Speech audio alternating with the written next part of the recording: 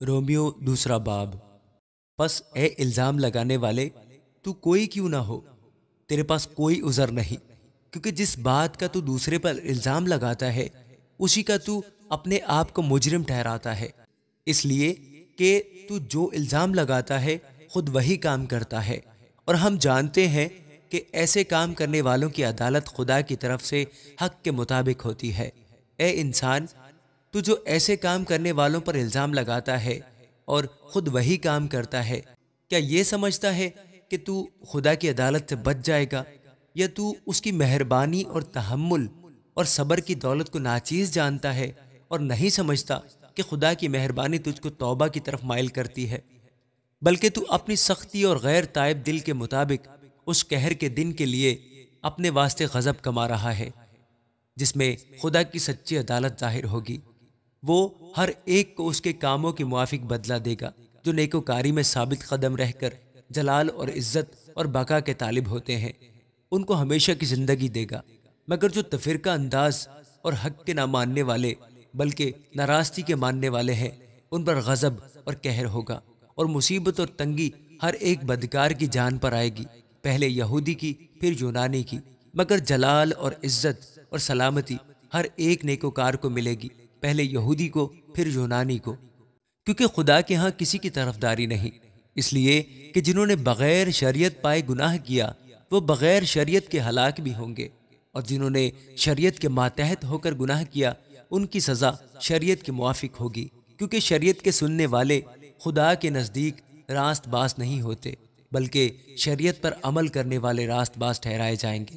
اس لیے کہ جب وہ قومیں جو شریعت نہیں رکھتی اپنی طبیعت سے شریعت کے کام کرتی ہیں، تو باوجود شریعت نہ رکھنے کے وہ اپنے لیے خود ایک شریعت ہے، چنانچہ وہ شریعت کی باتیں اپنے دلوں پر لکھی ہوئی دکھاتی ہیں، اور ان کا دل بھی ان باتوں کی گواہی دیتا ہے، اور ان کے باہمی خیالات یا تو ان پر الزام لگاتے ہیں یا ان کو معذور رکھتے ہیں۔ جس روز خدا میری خوشخبری کے مطابق یسوع مسیح کی معرفت آدمیوں کی پوشیدہ باتوں کا انصاف کرے گا، پس اگر تو یہودی کہلاتا اور شریعت پر تکیہ اور خدا پر فخر کرتا ہے، اس کی مرضی جانتا اور شریعت کی تعلیم پا کر عمدہ باتیں پسند کرتا ہے، اور اگر تجھ کو اس بات پر بھی بھروسہ ہے کہ میں اندھوں کا رہنما اور اندھیرے میں پڑے ہوں کے لیے روشنی اور نادانوں کا تربیت کرنے والا اور بچوں کا استاد ہوں، اور علم اور حق کا جو نمونہ شریعت میں ہے وہ میرے پاس ہے، پس تو جو اوروں کو سکھاتا ہے اپنے آپ کو کیوں نہیں سکھاتا؟ تو جو واز کرتا ہے کہ چوری نہ کرنا، آپ خود کیوں چوری کرتا ہے؟ تو جو کہتا ہے کہ زنا نہ کرنا، آپ خود کیوں زنا کرتا ہے؟ تو جو بتوں سے نفرت رکھتا ہے، آپ خود کیوں مندروں کو لوٹتا ہے؟ تو جو شریعت پر فخر کرتا ہے، شریعت کے عدول سے خدا کی کیوں بے عزتی کرتا ہے؟ کیونکہ تمہارے سبب سے غیر قوموں میں خدا کے نام پر کفر بکا جاتا ہے، چنانچہ یہ لکھا بھی ہے، ختنہ سے فائدہ تو ہے بشرطے کہ تو شریعت پر عمل کرے، لیکن جب تو نے شریعت سے عدول کیا تو تیرا ختنہ نامختونی ٹھہرا۔ پس اگر نامختون شخص شریعت کے حکموں پر عمل کرے تو کیا اس کی نامختونی ختنہ کے برابر نہ گنی جائے گی؟ اور جو شخص قومیت کے سبب سے نامختون رہا، اگر وہ شریعت کو پورا کرے تو کیا تجھے جو باوجود کلام اور ختنہ کی شریعت سے عدول کرتا ہے قصوروار نہ ٹھہرائے گا؟ کیونکہ وہ یہودی نہیں جو ظاہر کا ہے، اور نہ وہ ختنہ ہے جو ظاہری اور جسمانی ہے، بلکہ یہودی وہی ہے جو باطن میں ہے، اور ختنہ وہی ہے جو دل کا اور روحانی ہے، نہ کہ لفظی۔ ایسی کی تعریف آدمیوں کی طرف سے نہیں بلکہ خدا کی طرف سے ہوتی ہے۔ آمین۔ رومیو تیسرا باب۔ پس یہودی کو کیا فوقیت ہے اور ختنہ سے کیا فائدہ؟ ہر طرح سے بہت، خاص کر یہ کہ خدا کا کلام ان کے سپرد ہوا۔ اگر بعض بے وفا نکلے تو کیا ہوا؟ کیا ان کی بے وفائی خدا کی وفاداری کو باطل کر سکتی ہے؟ ہرگز نہیں، بلکہ خدا سچا ٹھہرے اور ہر ایک آدمی جھوٹا، چنانچہ لکھا ہے کہ تو اپنی باتوں میں راست باز ٹھہرے اور اپنے مقدمہ میں فتح پائے۔ اگر ہماری ناراستی خدا کی راست بازی کی خوبی کو ظاہر کرتی ہے تو ہم کیا کہیں؟ کیا یہ کہ خدا بے انصاف ہے جو غضب نازل کرتا؟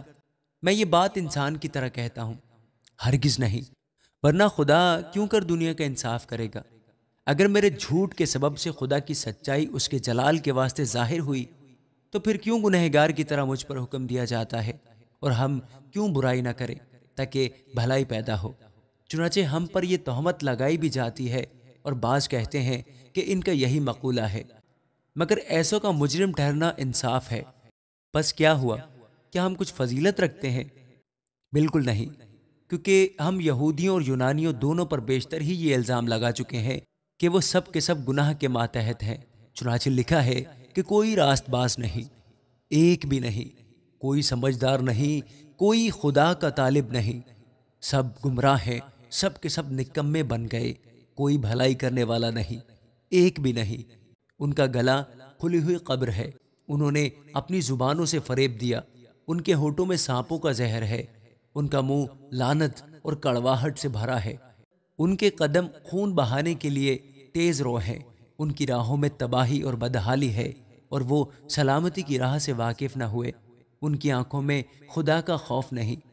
اب ہم جانتے ہیں کہ شریعت جو کچھ کہتی ہے ان سے کہتی ہے جو شریعت کے ماتحت ہیں، تاکہ ہر ایک کا منہ بند ہو جائے اور ساری دنیا خدا کے نزدیک سزا کے لائق ٹھہرے، کیونکہ شریعت کے اعمال سے کوئی بشر اس کے حضور راست باز نہیں ٹھہرے گا، اس لیے کہ شریعت کے وسیلہ سے تو گناہ کی پہچان ہوتی ہے، مگر اب شریعت کے بغیر خدا کی ایک راست بازی ظاہر ہوئی ہے جس کی گواہی شریعت اور نبیوں سے ہوتی ہے، یعنی خدا کی وہ راست بازی جو یسوع مسیح پر ایمان لانے سے سب ایمان لانے والوں کو حاصل ہوتی ہے، کیونکہ کچھ فرق نہیں، اس لیے کہ سب نے گناہ کیا اور خدا کے جلال سے محروم ہیں، مگر اس کے فضل کے سبب سے اس مخلصی کے وسیلہ سے جو مسیح یسوع میں ہے مفت راست باز ٹھہرائے جاتے ہیں۔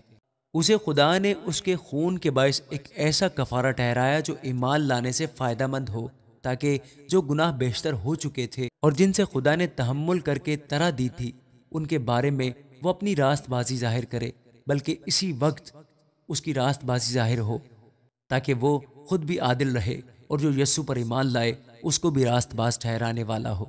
پس فخر کہاں رہا؟ اس کی گنجائش نہیں۔ کون سی شریعت کے سبب سے؟ کیا اعمال کی شریعت سے؟ نہیں، بلکہ ایمان کی شریعت سے۔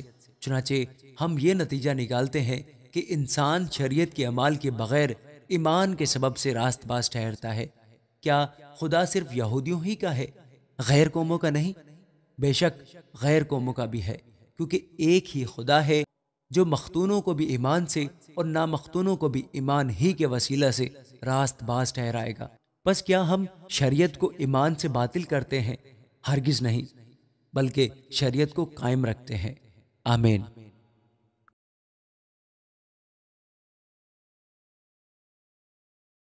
بس ہم کیا کہیں کہ ہمارے جسمانی باپ ابراہیم کو کیا حاصل ہوا؟ کیونکہ اگر ابراہیم اعمال سے راست باز ٹھہرایا جاتا تو اس کو فخر کی جگہ ہوتی، لیکن خدا کے نزدیک نہیں۔ کتاب مقدس کیا کہتی ہے؟ یہ کہ ابراہیم خدا پر ایمان لایا اور یہ اس کے لیے راست بازی گنا گیا۔ کام کرنے والے کی مزدوری بخشش نہیں بلکہ حق سمجھی جاتی ہے، مگر جو شخص کام نہیں کرتا بلکہ بے دین کے راست باز ٹھہرانے والے پر ایمان لاتا ہے اس کا ایمان اس کے لیے راست بازی گنا جاتا ہے۔ چنانچہ جس شخص کے لیے خدا بغیر اعمال کی راست بازی محسوب کرتا ہے، داؤد بھی اس کی مبارک حالی اس طرح بیان کرتا ہے کہ مبارک وہ ہیں جن کی بدکاریاں معاف ہوئیں اور جن کے گناہ ڈھانکے گئے۔ مبارک وہ شخص ہے جس کے گناہ خداوند محسوب نہ کرے۔ پس کیا یہ مبارک بادی مختونوں ہی کے لیے ہے یا نامختونوں کے لیے بھی؟ کیونکہ ہمارا دعویٰ یہ ہے کہ ابراہیم کے لیے اس کا ایمان راست بازی گنا گیا۔ پس کس حالت میں گنا گیا؟ مختونی میں یا نامختونی میں؟ مختونی میں نہیں بلکہ نامختونی میں۔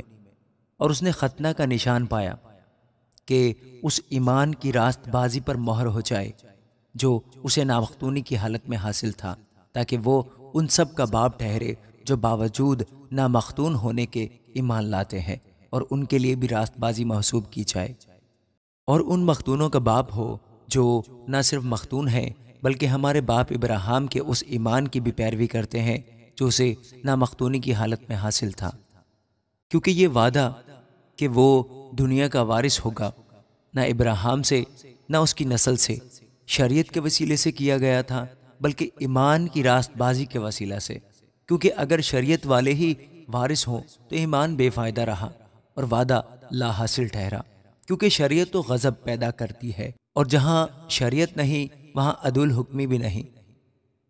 اسی واسطے وہ میراث ایمان سے ملتی ہے تاکہ فضل کے طور پر ہو، اور وہ وعدہ کل نسل کے لیے قائم رہے، نہ صرف اس نسل کے لیے جو شریعت والی ہے بلکہ اس کے لیے بھی جو ابراہیم کی مانند ایمان والی ہے۔ وہی ہم سب کا باپ ہے، چنانچہ لکھا ہے کہ میں نے تجھے بہت سی قوموں کا باپ بنایا، اس خدا کے سامنے جس پر وہ ایمان لایا، اور جو مردوں کو زندہ کرتا ہے اور جو چیزیں نہیں ہیں ان کو اس طرح بلا لیتا ہے کہ گویا وہ ہیں۔ وہ نا امیدی کی حالت میں امید کے ساتھ ایمان لایا، تاکہ اس قول کے مطابق کہ تیری نسل ایسی ہی ہوگی وہ بہت سی قوموں کا باپ ہو۔